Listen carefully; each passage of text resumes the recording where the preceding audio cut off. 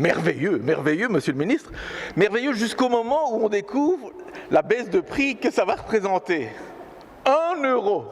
1 euro de baisse de prix. Alors, pas 1 euro au litre, hein, 1 euro sur le plein, sur chaque plein.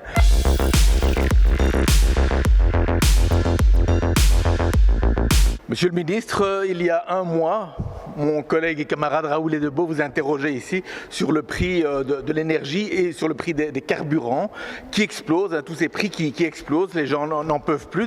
On a constaté dans le journal cette semaine, hein, puisque vous déclarez fièrement que vous allez proposer au gouvernement ce cliquet inversé, donc on réduit les accises pour réduire donc le coût du carburant. Et donc tout fier, vous appelez ça un amortisseur contre les prix élevés du carburant. Merveilleux, merveilleux, monsieur le ministre. Merveilleux jusqu'au moment où on découvre la baisse de prix que ça va représenter. 1 euro. 1 euro de baisse de prix. Alors, pas 1 euro au litre, hein, 1 euro sur le plein, sur chaque plein.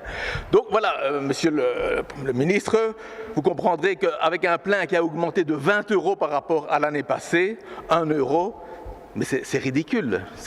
Vous appelez ça un amortisseur, mais j'espère que votre voiture n'a pas un amortisseur de ce genre parce que ça poserait des problèmes. Et alors le pire, c'est que quand on entend les autres parties de la Vivaldi, ils trouvent que 7 euros, c'est encore trop. C'est encore trop. Les libéraux nous disent « Oh non, mais budgétairement, c'est pas possible », alors qu'avec la hausse des carburants, le gouvernement a pris un demi-milliard de TVA en plus aux gens. Et alors les Verts nous disent « Oh, mais vu le télétravail, c'est pas vraiment nécessaire comme mesure ». Et les Verts, mais dans quel monde vivez-vous ?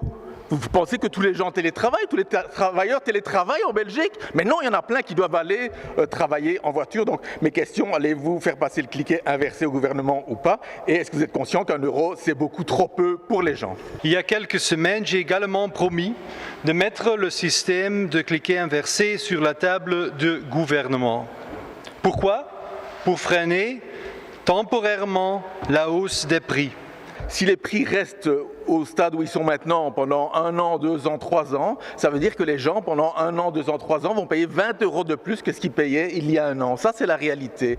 Or, le gouvernement peut réduire ce prix puisque chaque année, il va prendre 1 demi-milliard d'euros par la hausse de la TVA. La hausse des carburants a un effet automatique sur la hausse de la TVA. Et donc ce demi-milliard, pourquoi vous ne le redistribuez pas aux travailleurs? Ça, c'est la question. Et donc je pense que c'est pour ça qu'il faut soutenir la manifestation du 6 décembre des syndicats contre le blocage des salaires, justement, et contre la hausse des prix énergétiques.